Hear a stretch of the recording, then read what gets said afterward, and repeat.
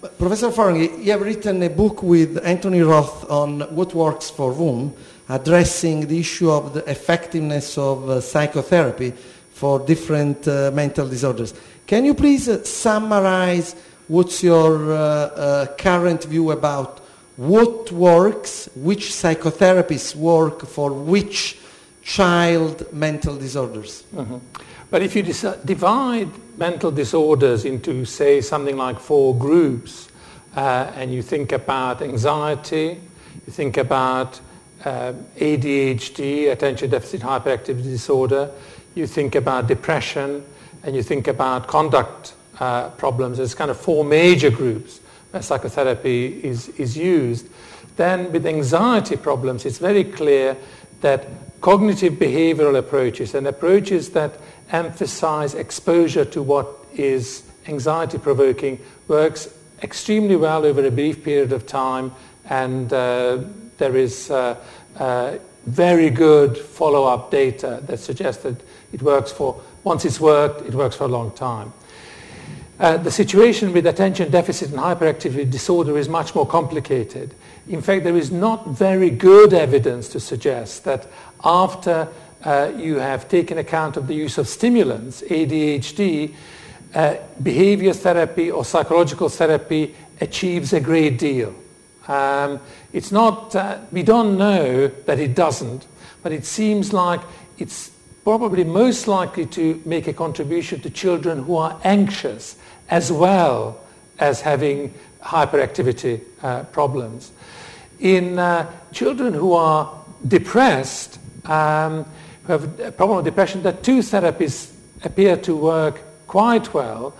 One is therapy that's more traditional psychotherapy that works on interpersonal issues that the child has, the child's relationships, and also there's some evidence that family therapy works for a depressed kid, and very weak evidence that cognitive behavioral methods work. But there the evidence isn't quite so strong, and there have been some recent studies that showed that it doesn't add that much to the use of fluoxetine, to use of Prozac.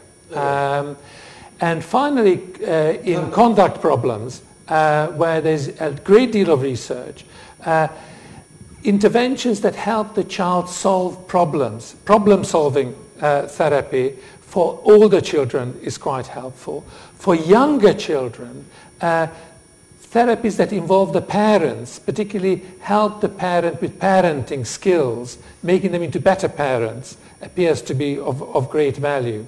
Once you get to kids who are adolescents, late adolescent delinquent kids, who are probably the source of greatest anxiety for all of us, the evidence is a little bit thinner, but it suggests that multisystemic approaches that involve a number of systems that the child is living with, social systems, educational system, the family system, that may be most effective.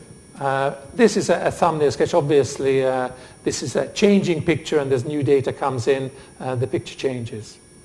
Thank you. Very clear. Extraordinary. What do you think about the integration of various forms of psychotherapy for the care of the child? Well, as best we know, I think around 2002, when the last count was made, there were apparently something like 500 different kinds of psychological therapies for children and adolescents. This is quite clearly too many. And my own feeling is that psychotherapy is a little bit like washing powder. You go to a supermarket, you see lots of different brands of washing powder, but actually when you look inside the box, it's mainly soap. It really is mainly soap. And although there are very different things written on the package, and each one says new this or new that, it's not that new, because soap has been around for a long time. And soap works really much the same way, whatever the washing powder. And when you are dealing with a young person or a young person's family, the number of different things that you can do are very limited. So your degrees of freedom, if you like, are quite small. There are one or two things that you can do when you are with a child. You can help the child understand their feelings better, develop better coping strategies. Basically, you can help the family understand the child better and work better with the child to promote the child's development. There are lots of tricks. There are lots of different ways of achieving that, but actually, ultimately, what you're doing is you are using one human mind, that is the clinician's, the therapist's human mind, to help another human mind, which is the child's and the child's parents' mind, cope better. And fundamentally, my own feeling is that you are making use of a fantastic capacity that the human mind has for righting itself, for bringing itself back into a kind of a state and to readjust itself. And that's really human consciousness. Human consciousness can do fantastic things, can make people change themselves and their lives. I mean, if you think about a shark, the fish, the shark, can never go on a hunger strike. Never. It's impossible for a shark to go on a hunger strike. A human being can decide not to eat because it has consciousness and has tremendous power to govern its own behavior, its own thoughts, and its own feelings. And what we do in psychotherapy, the soap of psychotherapy, if you like, is we interact with human consciousness to try different tricks, different ways of getting that consciousness to right itself, to bring it into a better relationship with its environment, internal and external. There is really a lot of wisdom in your reply. I'm really fascinated. Third question. At least in the past, psychotherapy and mainly psychotherapists working with children have given us very important clues about the normal and also the abnormal development of the child. What's now your opinion about the possible role of psychotherapy in enhancing our knowledge about child's development? Well, it's incredibly important. Let me just give it a very simple answer. Psychotherapy is a way of establishing a cause-effect relationship between what creates problems in a child's life. So there were some people in the late 1990s, for example, who questioned that parents really mattered, that parents really didn't matter. Whatever parents did was unimportant. It was all genetics. Everything was genes. Maybe what mattered was the kinds of friends the child had, but what parents did were unimportant.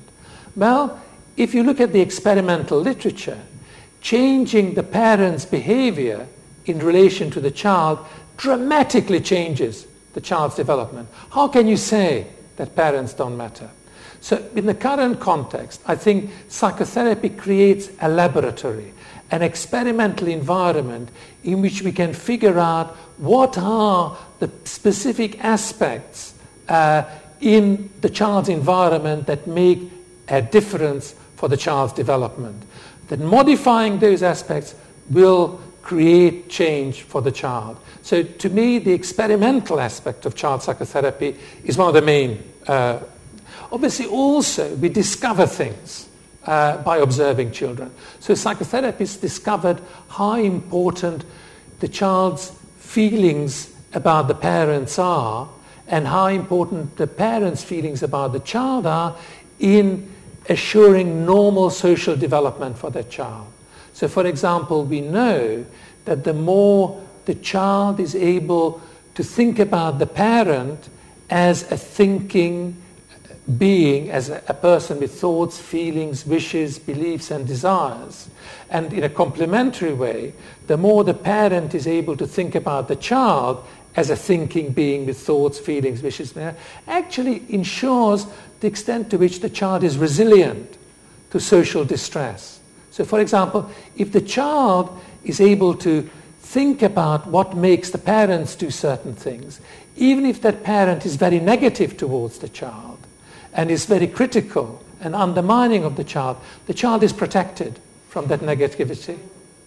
And the complementary side of it, the more the child is thought about as a mental entity, the more the child is able to move closely to the parent as well as other people to form what are called secure attachments, secure relationships.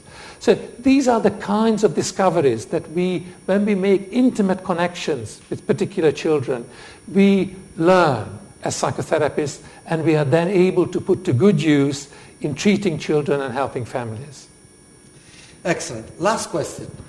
Over the last 20 years, the active involvement of parents and in general relatives in the care of adults and especially children has become more and more widespread. However, this in a way changes, and this also has to do with growing recognition and dissemination of psychoeducational interventions.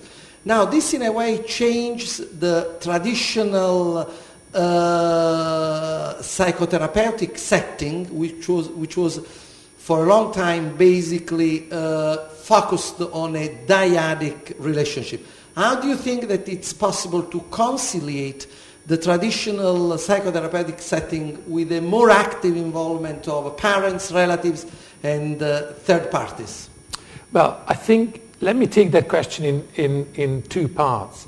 Firstly, I think the involvement of as many people as possible, not just the family, the school, the friendship network, any other social system that the child lives within in the therapeutic endeavor is to the good. It's a wonderful thing because that little input that the therapist can make will dissipate. Once the consultation hour is over, the child has to go back to the environment they are in.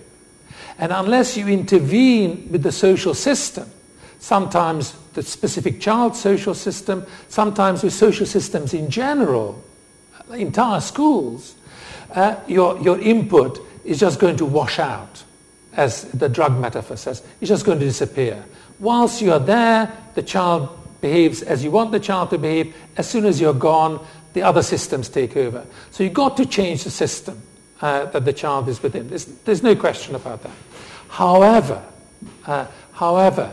there is great danger also in psychoeducation and the stance that you come in as, quote, an expert, and you tell these systems how to behave. The expert stance, as we call it, is actually probably harmful. It's probably iatrogenic because it stops people thinking. If you tell people what to think, surprise, surprise, they stop thinking. And what you want to do is you want to encourage them to think. If you tell people, look, what I want you to do is to think, this doesn't work. It stops people thinking. So what we propose is the inquisitive stance. If the therapist comes in even with a psychoeducational agenda, but with an inquisitive stance, I'm so curious. How has this happened? You teach me, explain it to me. Why is this happening? You engage people in the process of thinking and process of understanding, which will then become therapeutic, whether that's in relation to the family, in relation to the school, in relation to youth groups, or in relation to the individual child. But what psychotherapy does best, and what psychotherapy needs to do, is to adopt this inquisitive stance. This stance of, I don't understand, but I'm incredibly curious. There was a detective in an American police series called Columbo. I don't know whether you're familiar with it. Who had the inquisitive stance totally. Who would say, I just don't get it. You must explain this to me. And that would elicit from the people who one is supposed to be working with what one needs to know and what they need to know to learn. And then you can reinforce and say, That's so important. And now I understand. And, so that your inquiry really is one of constant questioning and constant curiosity. And it is not you telling them, but they teaching you that they will find helpful. So, great. My apparently paradoxical conclusion is that I would advocate a moratoria in the training of new psychotherapists, and I would welcome a clonation of at least 100,000 Peter Fonagys. Right.